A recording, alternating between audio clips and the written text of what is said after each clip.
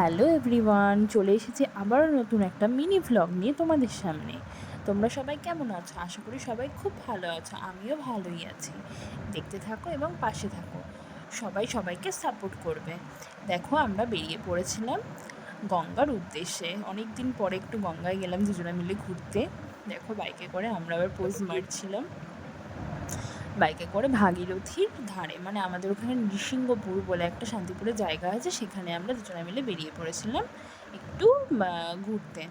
এই যে চলে এসেছি ফাইনালি গঙ্গার কাছে। দেখো, এখানটা না সবাই আসলে খুব ভালো লাগবে, মানে একদম গঙ্গার ধারে বসে তোমরা এখানে প্রকৃতিক একটা সৌন্দর্য দেখতে পাবে। প্লাস কি সুন্দর হাওয়া দিচ্ছিলো, গরমকাল তো প্রচণ্ড হাওয়া দিচ্ছিলো এখানে।